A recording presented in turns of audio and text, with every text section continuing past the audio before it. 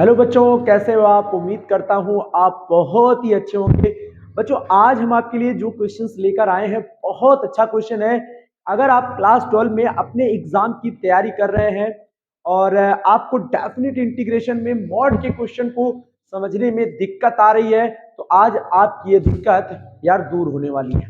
जी हाँ बच्चों, क्लास 12 में अगर आप सीबीएसई बोर्ड के बच्चे हो या फिर जो है आईएससी बोर्ड के हो या फिर यूपी बोर्ड के हो या फिर यार आईआईटी जेई की तैयारी कर रहे हो, तो आपको ये क्वेश्चन जरूर देखना चाहिए आज। तो चलिए हम बताते हैं आपको इस तरीके के क्वेश्चन को कैसे इजीली सॉल्व किया जा सकता है। ठीक है, तो सबसे पहले हमें क्या करना है बच्चों कि देखिए यहाँ पे इंटीग्रेशन, चूंकि ये डेफिनेट इंटीग्रेशन का सवाल है, तो यहाँ पे लिमिट आपको मिलेगी, लोअर लिमिट है 0 और अपर लिमिट आपको दी गई है 2। अब मॉड के अंदर वैल्यू आपके दी गई है और dx के रिस्पेक्ट में आपको इंटीग्रेट करना है। तो बच्चों सबसे पहले आपको क्या करना है, जो मॉड के अंदर की जो वैल्यू है ना उसको 0 से इक्विट कर देना है, ताकि आपको ये पता चल सके कि इसका क्रिटिकल पॉइंट्स क्या रहने वाला है, जिससे हम इस मॉड को डिफाइन कर सके कि ये मॉड कब पॉजिटिव खुलेगा और कब नेगेटिव खुलेगा। तो सबसे पहले हमारा काम ये है कि हम इसको 0 से इक्विट करें, x square plus 2x minus 3। और जैसे मैं ये सवाल बता रहा हूं, मॉड के हर सवाल को आप ऐसे ही इजीली सॉल्व कर सकते हैं। तो सबसे पहले आपको 3 का इसका फैक्टर कर लेना है। तो चलिए मैं फैक्टर कर लेता हूं, एक्स स्क्वायर प्लस 3x और माइनस 3 इज इक्वल टू 0।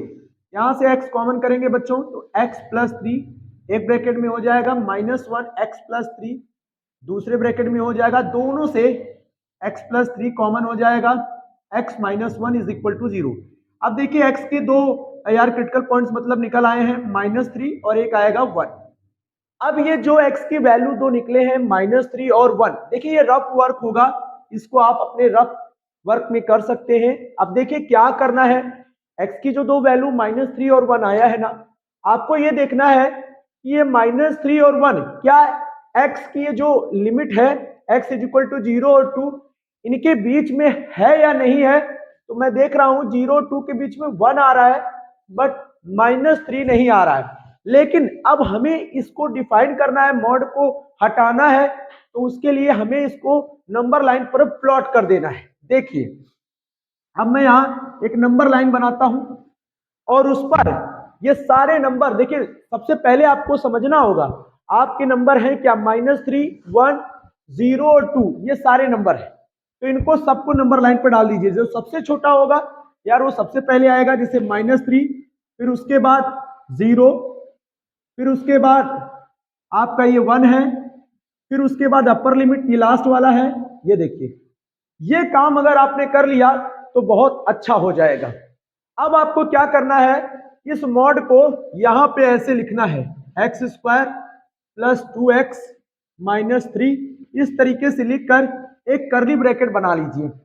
फिर हम इस मॉड को डिफाइन करेंगे कि ये कब पॉजिटिव खुलेगा और कब नेगेटिव खुलेगा, किस रेंज में इस वैल्यू का मान जो आएगा वो पॉजिटिव होगा और किसमें ये नेगेटिव होगा। तो बच्चों हमें ये देखना है कि x की ये लिमिट किसकी है, x की है। 0 और 2 के बीच में इसमें आ कौन रहा है, 1 आ रहा है, -3 तो नहीं आ रहा है। लेकिन हम पहले सब कुछ चेक कर लेते हैं। देखिए हम क्या करेंगे, 2 से बड़ी कोई भी वैल्यू आप लगा लीजिए, 2 भी लगा लीजिए, यहाँ पे 2 लगा लीजिए, 2 2 जा 4। मॉड मत समझिए, मॉड देखेंगे तो दिक्कत हो जाएगा, सिर्फ यहाँ लगाइए 2 2 जा 4 और 2 2 जा 4, 4 क्या हो गया 8, 8 में 3 जाएगा 5, यानी ये पॉजिटिव +5 है। मॉड मत देखिए, सिर्फ +5 है कि नहीं अंदर की वैल्यू, तो इसका मतलब है इधर की सारी वैल्यू प्लस आएगी। आप चाहे तो 2 से और बड़ी वैल्यू लगा लीजिए, 3 लगा लीजिए तो भी यहाँ पॉजिटिव रहेगा, 4 लगा लीजिए तो भी यहाँ पॉजिटिव रहेगा। अच्छा ये काम हो गया। अब 1 और 2 के बीच में कोई वैल्यू आ रही है वो यहाँ लगा लीजिए, लगा लीजिए। कितना लगा लेंगे, मान लीजिए आपने 3/2 लगा लिया, ये 1.5 है ना, 1 और 2 के बीच में आएगा, ये लगाएंगे। तो यहाँ पे देखिए 3/2 का स्क्वायर 9/4 और 3/2 यहाँ रखेंगे तो कितना आएगा बच्चों, 6 हो जाएगा, सॉरी 3 आ जाएगा क्योंकि 2 कट जाएगा और -3 ये कट गया, वैल्यू पॉजिटिव आ गई है, यानी कहने का मतलब यहां पे भी पॉजिटिव। अब आप कहेंगे 0 और 1 के बीच में क्या होगा, तो 0 और 1 के बीच में कोई वैल्यू लगा लीजिए, हाफ लगा लीजिए 1/2, तो 1/2 का स्क्वायर 1/4, 1/2 कट गया। देखिए नेगेटिव आएगा बच्चों, यहाँ पे क्या आएगा नेगेटिव, 0 से 1 के बीच में वैल्यू नेगेटिव रहेगी, और -3 और 0 के बीच में क्या होगा देख लेते हैं। 0 से बड़ी कोई वैल्यू लगा लीजिए, मतलब छोटी 0 से छोटी आप लगा सकते हैं -1, -2 लगाइए यहाँ पे, तो देखिए -1 लगाएंगे तो +1, और यहाँ पे आएगा -2 एंड देन -3, यानी यहाँ पे भी नेगेटिव खुलने वाला है बच्चों। क्या खुलने वाला है? नेगेटिव खुलने वाला है। अब आप सोच रहे होंगे कि -3, देख लीजिए -3 से कोई वैल्यू बड़ी लगा लीजिए, -3 भी लगा सकते हैं, -3 टू जा -6, और -3 का स्क्वायर कितना हो गया +9। अब ये वैल्यू पॉजिटिव खुलेगी, यहाँ पर पॉजिटिव आएगा। अगर ये काम आपने कर लिया तो बहुत आसान हो जाएगा, बस वैल्यू लगाते रहिए और पॉजिटिव नेगेटिव का पता करते रहिए। जब ये सब काम हो जाएगा फिर आप देखिएगा कि आपके जो रेंज थी वो क्या क्या थी। 0 से शुरू हुआ था और 2 तक जाना है आपको, लोअर ये है अपर ये है। अब इसके बीच में आपके जो दो क्रिटिकल पॉइंट्स आ रहे हैं उसमें से कौन लाई कर रहा है? देखिए 1 लाई कर रहा है, 1 लाई कर रहा है, यानी बात हम केवल और केवल 0, 1 और 2 के लिए करेंगे। ठीक है, कि इसमें लोअर लिमिट और अपर लिमिट हमारी क्या होनी चाहिए जब हम इसको ब्रेक करेंगे। बच्चों एक बात सोचिए, ये वैल्यू अब कब पॉजिटिव रहने वाला है जरा देखिए, और कब नेगेटिव रहने वाला है। यहां पर हम बात केवल 0 से 2 के बीच में करेंगे, तो यहाँ पे पहले 0 से 1 जाएंगे, फिर 1 से 2 जाएंगे। तो 0 से 1 के लिए हम लिखेंगे x, ये सारी क्रिटिकल पॉइंट्स तो x के है ना, तो हम यहाँ लिखेंगे x की जो वैल्यू होगी वो 0 को इंक्लूड करेगा, 0 लेगा और 0 से बड़ी लेकिन 1 से छोटी रहेगी, लेकिन 1 को भी शामिल करेगा। देखिए बहुत बड़ा लिख देता हूं मैं, 0 से बड़ी और इक्वल x की वैल्यू 1 से छोटा लेकिन 1 के इक्वल, ये इस रेंज में आ गया। और दूसरा होगा x की वैल्यू 1 से बड़ी 1 को शामिल करेगा, और 2 से छोटी और 2 को शामिल करेगा। यानी दो केसेस बने हैं बच्चों 0 और 2 के बीच में। अब आप देखिए जरा, मॉड जब 0 और 1 के बीच में रहता है x की वैल्यू, यहां पे लिख सकते हैं फॉर x बिलोंग्स, x का मान जो है 0 से लेकर 1 के बीच में अगर रहेगा, मैं थोड़ा अच्छे से लिख लेता हूं, फॉर 0 और 1 के बीच में अगर x का मान आएगा तो ये मॉड कैसा खुलेगा? ऊपर देख लीजिए नेगेटिव, तो यहां पे मॉड हटा दीजिए और यहां लिखिए -x² + 2x - 3, कॉमा लगा के ये देखिए लिखा हुआ है, ये यहां आ जाएगा। और उसके बाद 1 से 2 के बीच में, 1 से 2 के बीच में ये मॉड क्या खुलेगा बच्चों? पॉजिटिव रहेगा। तो यहां पे आप लिखिए कि ये पॉजिटिव रहेगा, तो x² + 2x - 3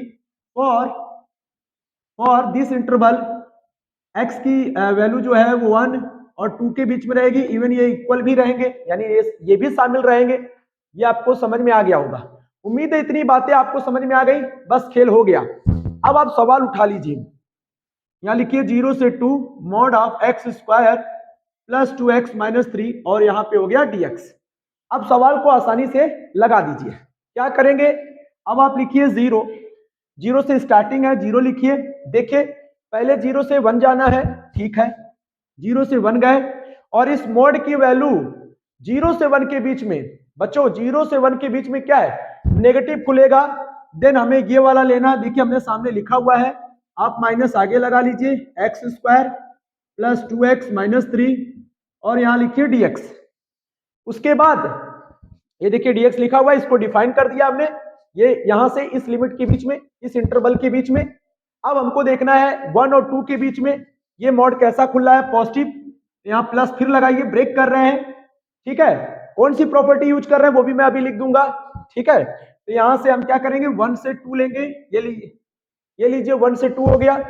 ये मॉड कैसा खुलेगा? पॉजिटिव, x² + 2x - 3, और यहाँ dx। देखिए प्रॉपर्टी देखिए कौन सी यूज हो रही है?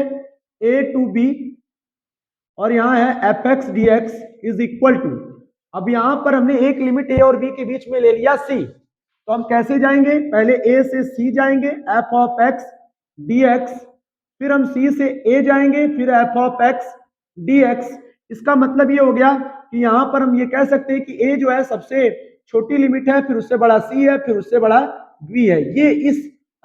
ये लिमिट है हमारा, ये हमारी सीक्वेंस रहेगी लिमिट की, ठीक है। तो सबसे छोटा ए और सबसे बड़ा बी, बीच में कौन आया, सी। तो ये वाला प्रॉपर्टी हमको यूज करके ये सवाल लगाना है। अब कुछ नहीं है, अब आप इंटीग्रेशन करके लिमिट लगा दीजिए। तो देखिए इसका इंटीग्रेशन क्या होगा, एक्स स्क्वायर का एक्स क्यूब बाई 3, और 2x का इंटीग्रेशन करेंगे तो एक्स स्क्वायर बाई 2, और 3 और x का 1 का इंटीग्रेशन x हो जाएगा, और बाहर क्या लगा है, माइनस। लिमिट क्या है बच्चों, 0 से 1। इधर भी ऐसे ही कर दीजिए, तो यहां हो जाएगा x cube by 3 plus 2x square by 2 minus 3x। Limit है 1 से 2। उम्मीद है आपको समझ में आ गया होगा। अब हम पहले यहां लगाएंगे अपर लिमिट और फिर माइनस करेंगे लोअर लिमिट। यहां पे भी अपर लिमिट और फिर माइनस का लोअर लिमिट, देखते हैं। तो पहले हम यहां लगाएंगे माइनस, अब ब्रैकेट चेंज कर लीजिए। चलिए यहाँ पे तो 0 है, लोअर लिमिट कोई दिक्कत ही नहीं करेगा। 1 लगाइए पहले, 1 सभी में, तो 1/3, 2/2, क्योंकि यहाँ 1 का स्क्वायर 1 ही रहेगा, -3, और लोअर लिमिट तो सारी 0 हो जाएगी, काम खत्म, क्योंकि सभी में x है। फिर यहाँ प्लस लगाइए, अपर लिमिट क्या है, 2 का स्क्वायर है। अब यहाँ थोड़ा सा ब्रैकेट चेंज कर लीजिए, 2 का क्यूब करिए बच्चों, कितना आएगा, 8। इसको एक ब्रैकेट में लिखिए, ये 2 काट सकते हैं, 2 का स्क्वायर कितना हो जाएगा, 4, और -2 का इसमें करिए इंटू 6। ये हो गया हमारा अपर लिमिट। अब माइनस का लगाइए लोअर लिमिट, तो 1 लगाइए, 1 का क्यूब 1/3 प्लस 1 का स्क्वायर 1 -3 इंटू 1 3। अब बस इसको ब्रैकेट बंद कर दीजिए। अब आपको इसको सॉल्व करना है, ये इससे कट जाएगा, यहाँ 1 बचेगा, 1 -3 में माइनस होगा, और माइनस का अंदर इंटू होगा, तो यहाँ 1/3, और यहाँ -3 -1 करेंगे तो -2। और बच्चों यहाँ क्या आएगा, यहाँ आप देख सकते हैं 6 में 4 जाएगा, 6 में 4 जाएगा तो कितना बचेगा, -2, और यहाँ प्लस का अंदर इंटू होगा, माइनस यहाँ ले लीजिए 1/3, और ये आएगा -2। अब हम इसको ऊपर सॉल्व कर ले रहे हैं, थोड़ा सा इस क्वेश्चन को हटा देते हैं। आप अच्छे से नोट कर लीजिएगा इसको, अच्छे से, ठीक है, इसको अच्छे से नोट कर लीजिएगा, है ना।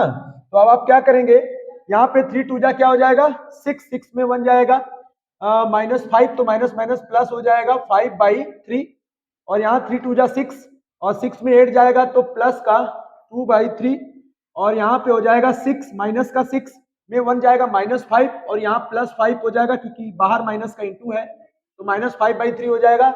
अब आप देखिए बच्चों, ये सारे जो एलसीएम है वो सारे सेम है, 3 3 3। इसका मतलब है आपका यहाँ 3 रहने वाला है, तो 5 + 2 + 5 7 5 12 हो गया है, और इसको 3 से कट करें 4, ये आपका आंसर है। यही आपका क्या है, आंसर है। उम्मीद है आपको ये बेहतरीन तरीके से बच्चों समझ में आया होगा। अगर नहीं आया है तो फिर से इसको दोबारा से वीडियो देखेंगे तो आपको बहुत ही अच्छे से समझ में आ जाएगा। बच्चों देख सकते हैं आप, आंसर 4 आ चुका है, और जैसे मैंने इस सवाल को लगाया है सेम टू सेम इसी तरीके से यार आपको ये सवाल ट्राई करना है, कोशिश करना है, और इसके आंसर तक पहुंचना है, और बताना है कमेंट्स करके कि इसका आंसर क्या आने वाला है। प्लीज कमेंट जरूर करिएगा, और इस सवाल को जैसे ये लगाया है वैसे ही उसको भी लगाइएगा।